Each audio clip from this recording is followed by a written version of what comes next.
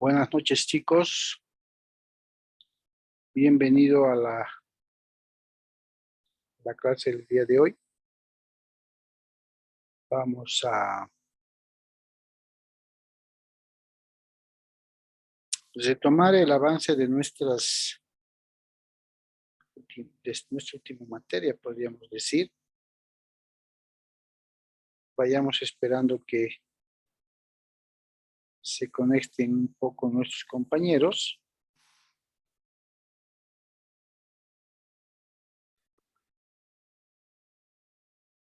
Buenas noches, Natalie. ¿Cómo estás? ¿Cómo me copias?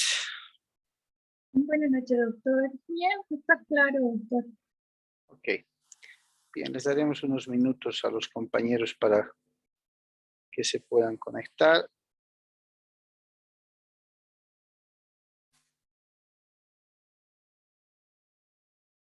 Ahí está Denia. Buenas noches. ¿Cómo nos copias?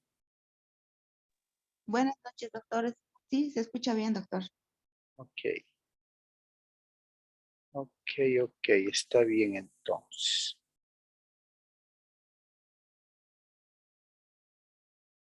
A ver qué entran los compañeros. Prácticamente es nuestra penúltima clase. Ustedes saben bien que desde el día lunes empiezan los exámenes finales. Si mal no recuerdo, nuestro examen final es la próxima semana, ¿no? La subsiguiente. ¿Cierto? Sí, doctor. O es el viernes, próximo viernes. Lo voy a revisar.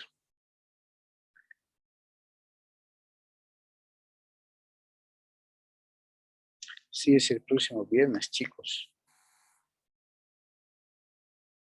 Como hoy. Sí, doctor. Como hoy. Sí, la próxima semana como hoy.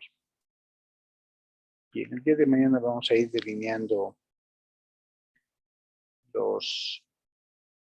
el trabajo final, que no va a ser largo. Es más buscando el proyecto formativo para que puedan aplicar todo lo que hemos venido viendo, ¿no? En función a ello, emitir su criterio con respecto a los parámetros que les voy a dejar. ¿Ya? Entonces, como de costumbre, siempre les voy a dejar una hoja de instrucción. Léanla muy bien. Les voy a poner ahí cuáles son los parámetros del trabajo para poder realizar. A ver, creo que los demás se han dormido. Bien, haciendo un preámbulo, chicas, de lo que hemos visto en este semestre, obligaciones, y fuera de haber estudiado cuáles son las consecuencias ante el incumplimiento de una obligación, en este caso por parte del deudor, hemos visto en el avance de la materia la ejecución forzosa o ejecución forzada mediante procesos judiciales, ¿cierto? Hemos visto ejecución forzada de las obligaciones de dar, ejecución forzada de las obligaciones de hacer y ejecución forzada de las obligaciones de no hacer. Estas ejecuciones forzadas, lógicamente, tienen que ver con el resultado que genera o con el efecto que genera el incumplimiento de un deudor frente a una obligación. Le genera el derecho al acreedor de poder ejecutar forzosamente ante la vía judicial el cumplimiento de esa obligación. Y esa facultad de ejecutar consiste también, dijimos, en perseguir no al deudor, no a la persona del deudor, ¿cierto? Debe quedar claro que en nuestra legislación boliviana, en materia de obligaciones, deudas de dinero y demás, no hay apremio corporal, no hay cárcel, como ustedes saben bien. A lo largo de la evolución del derecho de obligaciones hemos visto que a diferencia del derecho romano en sus orígenes, las obligaciones tenían un carácter de consecuencia jurídica personal, ¿cierto? El acreedor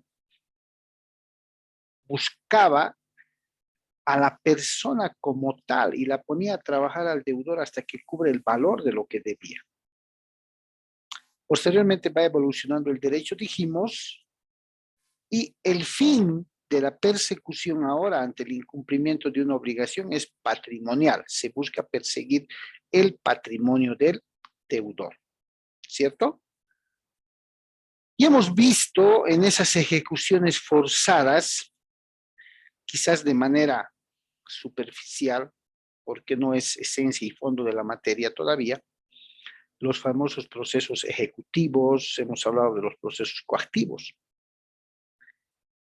Entonces, para tener el preámbulo exacto y ustedes puedan tener los lineamientos precisos para realizar el trabajo práctico consistente en el proyecto formativo que viene a ser la aplicación de los conocimientos que ustedes han adquirido en el avance de la materia, es que el día de hoy vamos a conocer qué es un proceso ejecutivo, ¿sí? ¿Qué es un proceso coactivo? ¿Cierto? ¿Cuáles son sus características? Pero lo vamos a conocer desde una perspectiva de la interpretación constitucional. ¿Cómo nuestro Tribunal Constitucional interpreta los procesos que se dan a raíz de una renuencia ante un incumplimiento del deudor? Lo vamos a hacer de la manera más pausada posible para que puedan atender o entender en todo caso. Buenas noches, Diego, que se acaba de unir a la materia.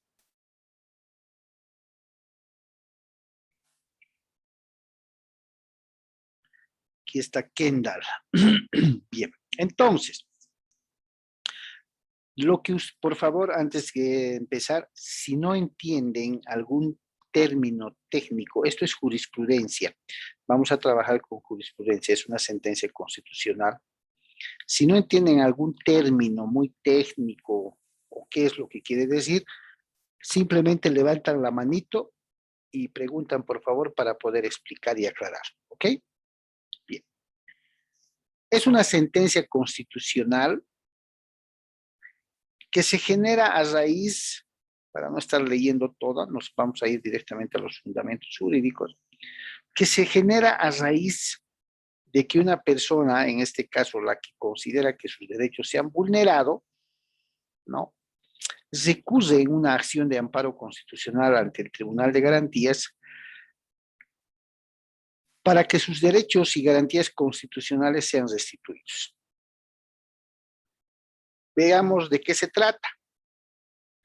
El accionante dice, que es la persona que interpone la acción de amparo constitucional, señaló la vulneración de sus derechos al debido proceso, su derecho a la defensa y a la propiedad privada. Por cuanto los vocales de la Sala Civil Segunda emitieron un auto de vista revocando la resolución 124/2008, que dispuso la ampliación del embargo y la hipoteca judicial sobre un segundo inmueble de propiedad de los garantes Teresa Rosario Bustillos de Guzmán y Hugo Antonio Guzmán Peña, quienes son como fiadores hipotecarios, recurrieron en apelación al no haberse tomado en cuenta que dicho bien no estuvo incluido en la garantía hipotecaria, con lo cual se habría liberado a los garantes de asumir sus obligaciones como fiadores reales y personales de acuerdo a lo dispuesto por la resolución 601/2004, emitida dentro de la demanda coactiva. Perfecto. Estamos hablando entonces de que los que interponen la acción de amparo constitucional son los demandantes en un proceso coactivo. ¿Ya? El proceso coactivo es un tipo de juicio para poder recuperar algún préstamo de dinero.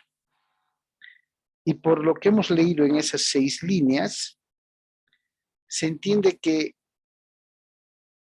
el demandante, el coactivante se llama en proceso, hubiera iniciado un proceso para cobrar algún dinero que el deudor le debía y habría demandado también contra los fiadores y los garantes.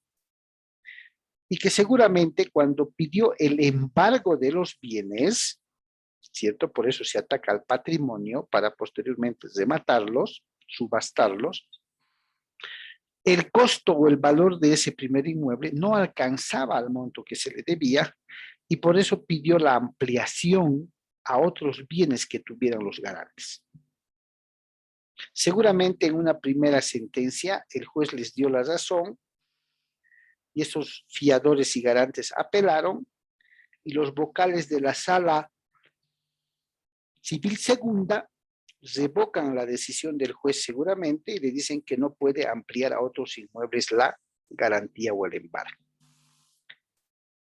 Ante estos actos, ellos plantean acción de amparo constitucional para que un tribunal de garantías, ¿no? Como es un tribunal de amparo, pueda revisar si está bien o no está bien lo que alegan ellos, siendo que reclaman que sus derechos al debido proceso, a la defensa de la propiedad privada se hubieran vulnerado. ¿Qué dice el Tribunal Constitucional? La naturaleza de la acción de amparo no nos interesa mucho. Lo que nos interesa es esto. Naturaleza jurídica de los procesos de conocimiento ejecutivos y coactivos. Estamos viendo cómo la jurisprudencia constitucional y judicial define ante el incumplimiento de un deudor los procesos que se pueden iniciar. ¿Para qué? Para hacer que el deudor cumpla.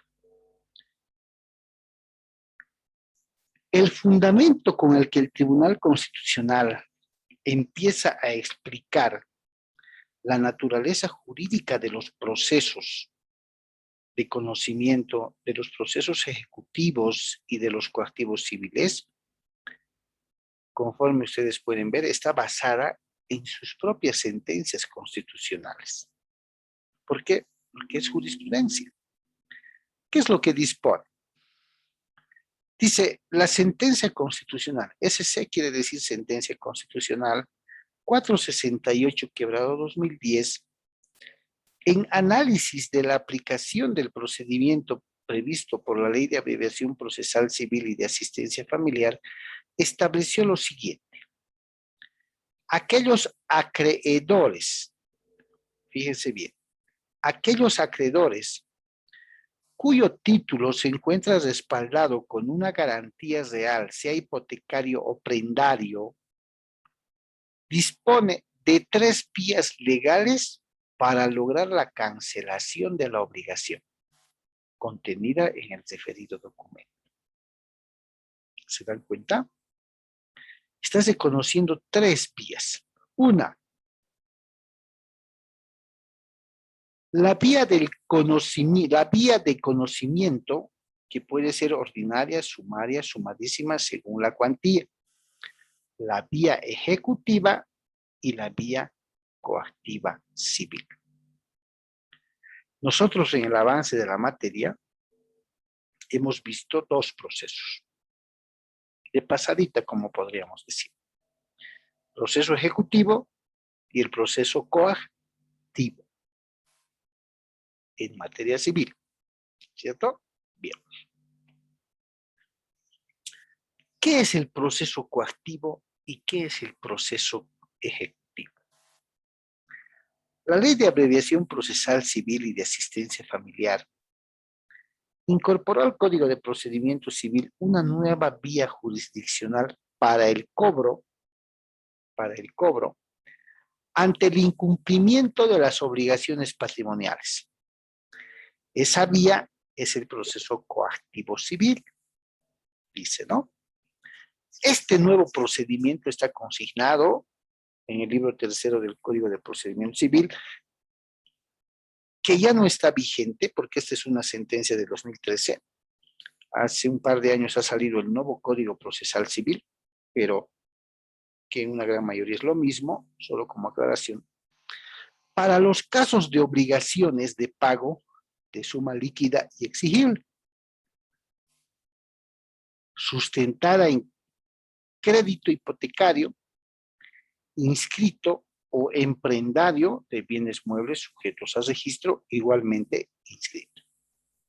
Está sujeto, dice el procedimiento coactivo, el proceso coactivo, a un procedimiento específico que deja expedita la vía al acreedor para demandar la ejecución coactiva civil de garantías reales a su deudor, siempre que el documento de préstamo, ¿sí?, este último, hubiese renunciado expresamente a los trámites del proceso ejecutivo. Aquí ya estamos viendo que el proceso coactivo, como el ejecutivo civil, ¿sí?, tienen como finalidad perseguir el patrimonio del deudor, en este caso de los garantes. En cuanto a los requisitos para iniciar un proceso coactivo civil y la renuncia al proceso ejecutivo, este tribunal, en la sentencia constitucional 604, dice, ha expresado lo siguiente. Considerándose que la norma antes citada no tiene otro propósito más que el de lograr mayor efectividad en el cobro de la deuda y acelerar el trámite del mismo partiendo del consentimiento libre y espontáneo del deudor constituido en su renuncia al proceso ejecutivo, que también es sumario. Sumario quiere decir que es corto, pero menos rápido que el coactivo civil. Debe entenderse que la renuncia aquella no obliga al acreedor a iniciar el proceso coactivo, máxime si el contrato no reúne las condiciones de admisión como es el de un crédito hipotecario registrado. De manera que el acreedor puede válidamente iniciar un proceso ejecutivo si el documento de crédito reúne los requisitos y condiciones previstas en el Código de Procedimiento Civil.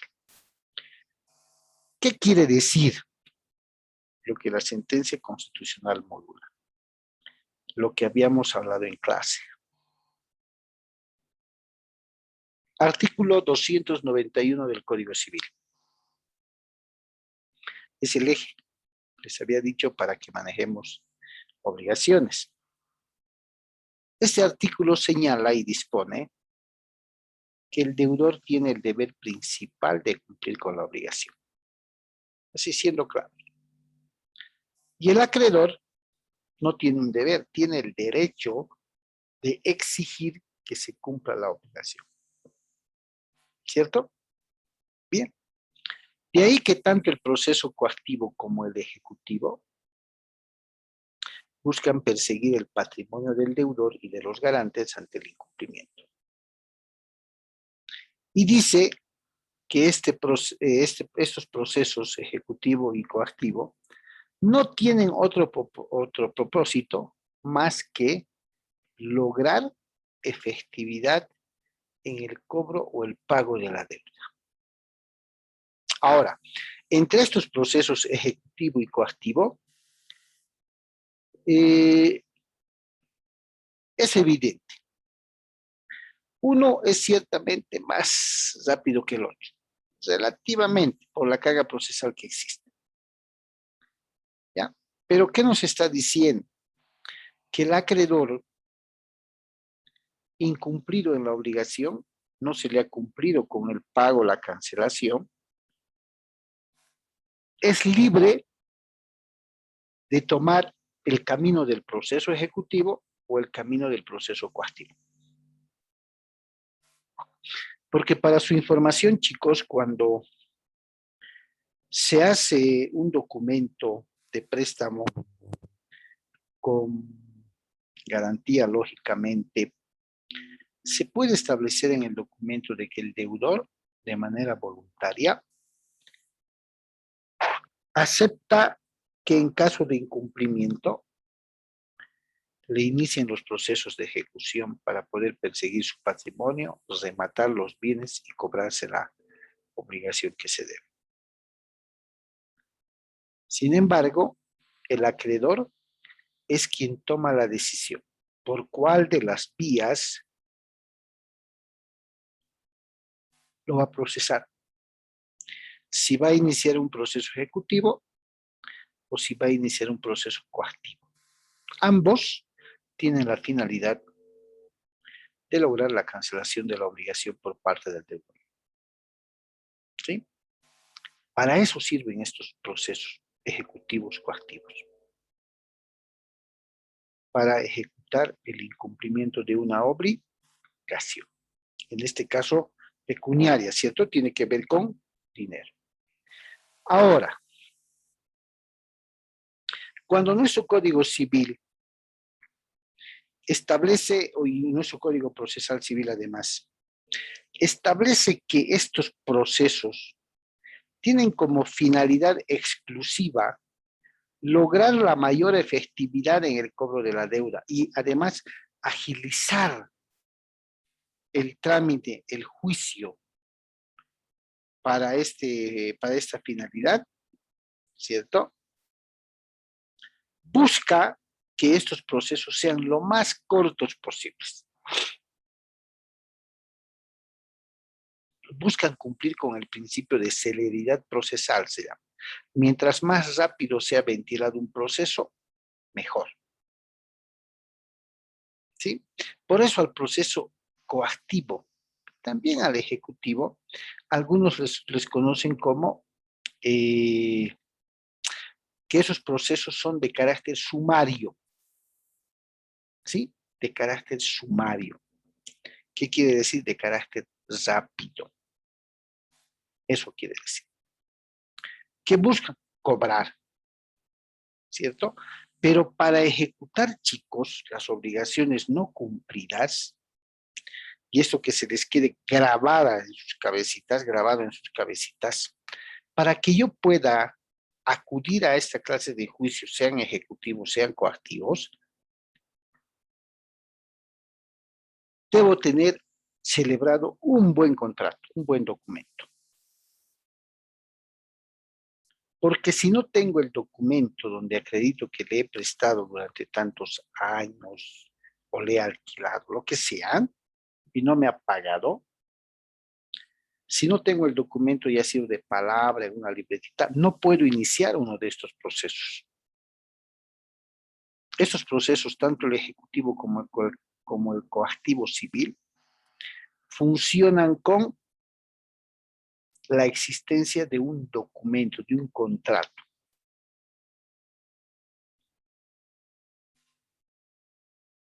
Bien firmado, ¿sí? Un contrato bien firmado y cuidando que cumpla con todos los requisitos de un contrato.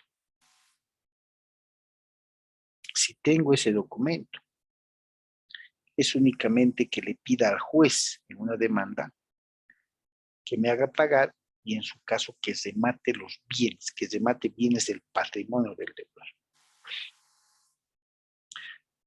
Por eso es, fíjense lo que dice en el otro párrafo.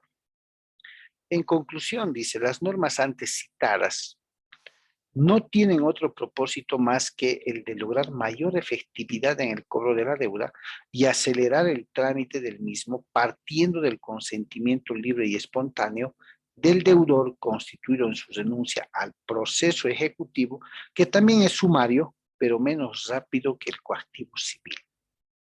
¿Se dan cuenta? El acreedor es libre de escoger dónde lo ejecuta.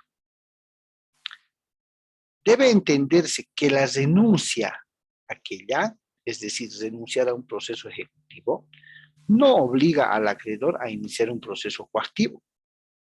Máxime si el proceso, si el contrato no reúne las condiciones de admisión como es el de un crédito hipotecario registrado. ¿Se dan cuenta? Cuando el juez revisa el contrato donde se ha constituido la obligación y este contrato cumple con todas las de la ley, no observa el documento, señala audiencia y dicta sentencia.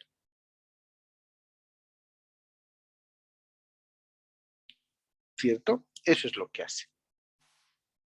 Entonces, la esencia del espíritu de la norma en estos casos es que los procesos ejecutivos y coactivos y cualquier otro proceso de cobranza a la fuerza no están reconocidos, pero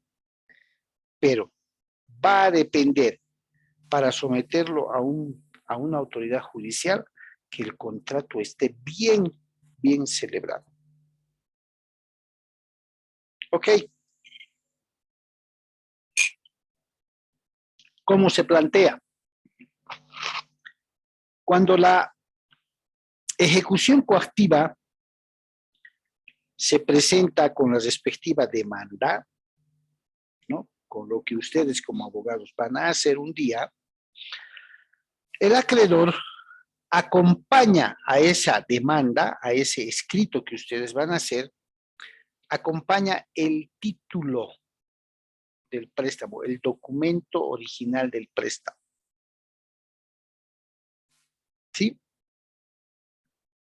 Porque este documento justifica y demuestra el por qué se está interesando iniciar un proceso.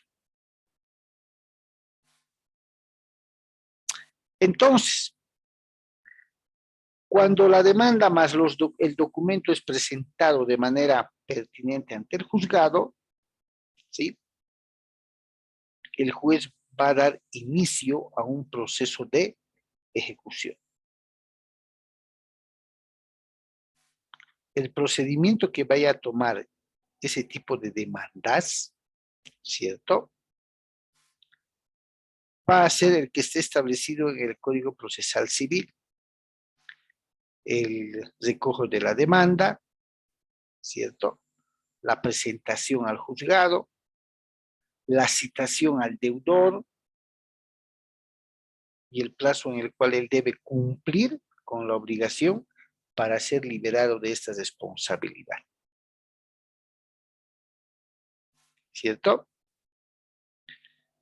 Cuando el deudor no cumple, lógicamente el acreedor va a iniciar una demanda.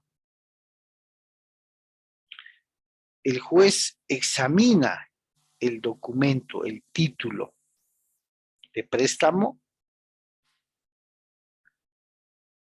y si considera que está cumpliendo con todos los requisitos, hay la existencia de la deuda, hay la existencia de testigos, terceros interesados y demás medidas de bioseguridad, ¿no? Dice en el proceso, revisa y dice el documento está perfecto. Y hoy por hoy están revisando inclusive en las audiencias que las partes ingresen, si no son virtuales, que las partes ingresen con todas las medidas de bioseguridad, desde mascarilla, pero bueno.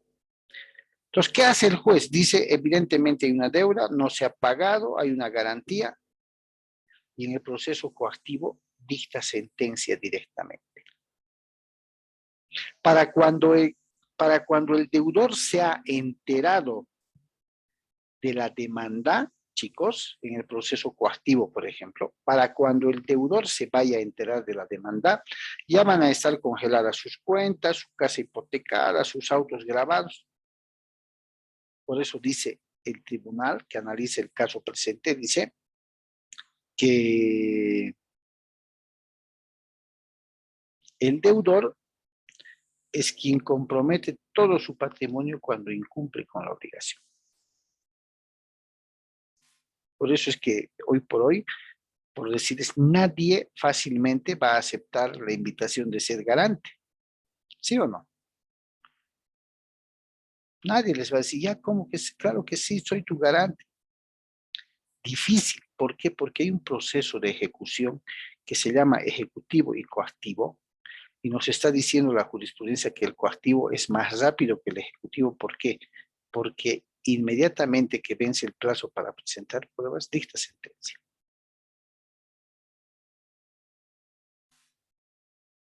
Y una vez que dicta sentencia de ejecución coactiva, a ver,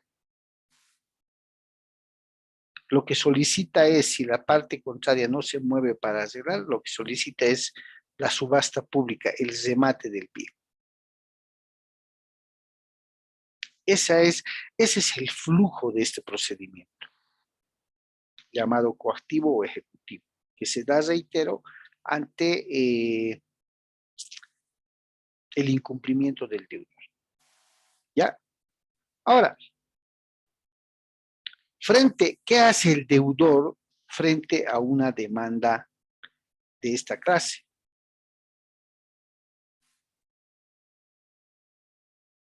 Puede plantear figuras jurídicas que se llaman excepciones. De pronto le ha pagado y está desconociendo la denunciante que le haya pagado y tengo el comprobante. De pronto hay testigos que vayan a decir, en ningún momento le han tratado mal, ¿cierto? En ningún momento le han amenazado para que pague. En ningún momento se ha hecho algo extraño con el documento, ¿no? Cuando en el proceso coactivo le notifican al deudor, ya no con la demanda, en el proceso coactivo civil al deudor, le notifican directamente con la sentencia. En los procesos de ejecución coactiva, directamente con la sentencia. La copia que se le entrega es directamente la sentencia, con todas las condiciones que debe cumplir este deudor en caso de haber ingresado en mora, ¿no? Porque le fijan costos procesales y todo. En este tipo de procesos de ejecución, por eso he querido tocar el tema, chicos, en varias ocasiones mucha gente ha intentado plantear una acción de inconstitucionalidad en contra del proceso coactivo civil que está en el Código Procesal Civil, porque lo consideraba atentatorio a sus derechos, porque decía, apenas me voy a enterar del proceso cuando me notifiquen, y si me notifican con la sentencia, prácticamente me dejan flotando, porque no voy a saber qué hacer, no sé qué pruebas voy a tener, ni nada por el estilo.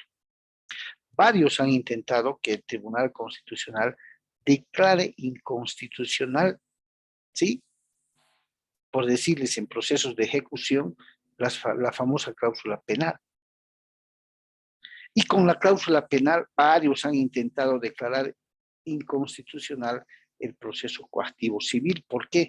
Porque dicen, en un proceso normal, me notifican con la demanda. Yo leo la demanda, me entero qué está pidiendo para poder contestarla.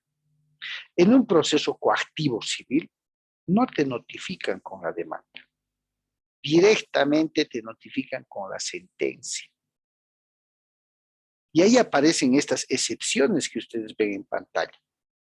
Las excepciones, para que no quede coja la idea, son medios de defensa que los demandados, en este caso el deudor que no ha cumplido, podrían utilizar para poder alargar el proceso, ganar más tiempo, ¿sí? Siempre y cuando el juez les conceda la posibilidad de poder recurrir a este tipo de reclamos, porque como les digo, han querido declarar inconstitucional las normas que permiten la ejecución de los deudores que no cumplen, pero no han podido. ¿Por qué? Porque también hay que precautelar el derecho de las personas que han podido constituirse como acreedores. Se dan cuenta, por eso a este proceso, al coactivo civil especialmente y al ejecutivo civil, le tienen su cierto respeto los deudores. No es nada cómodo que te estén citando con la sentencia, no es nada cómodo que te enteres que te van a rematar tus bienes, ¿cierto? Y el fin de este proceso coactivo es pues recuperar la obligación que se ha incumplido. Listo. Bien. El proceso ejecutivo, hemos visto algo del proceso coactivo. El proceso ejecutivo tiene la misma finalidad, chicos. Cobrar una obligación de vengada. ¿Ya? Cobrar una obligación de vengada. El camino del proceso ejecutivo es un poquito más largo. ¿Por qué? Porque en el proceso ejecutivo sí hay la notificación con la demanda. Pero al mismo tiempo hay la orden del juez con el actual Código Procesal Civil que pague la deuda en 10 días. No paga y se procederá a las acciones desde mate de sus equipos, de su patrimonio, de su vivienda, de su automóvil, cuentas bancarias, de todo el patrimonio que tenga hasta que alcance al monto de lo adeudado. Y en el proceso ejecutivo el juez no le da 10 días, no le da 3 días a 5 días máximo para poder pagar, arreglar, contestar o justificar que le ha pagado. Para eso funcionan las excepciones.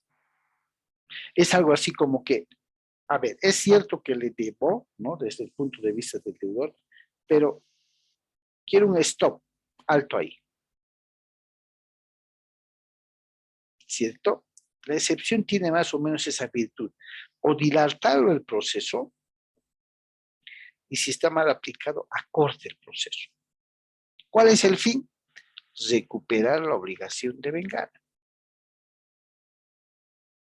Procesos de ejecución forzada, chicos. Se ve mucho en el ejercicio profesional ahora mismo que hay N casos de procesos ejecutivos y procesos coactivos. N casos. A veces las personas por necesidad requieren conformar una obligación y por su real necesidad dicen, por favor, el documento debe estar bien hecho. Fíjense que en lo que estamos viendo, un tribunal constitucional se ocupa de establecer, analizar el Código Procesal Civil sobre las figuras de ejecución. Nos dice proceso ejecutivo, proceso coactivo. Fíjense. Entonces, la virtud y el secreto está en elaborar un buen documento que traduzca la obligación tal cual la están pactando. Y ese va a ser el trabajo que ustedes como futuros colegas van a hacer. ¿Alguna pregunta, algún comentario hasta acá? Que estamos llevando casi al final de la primera sesión, chicos.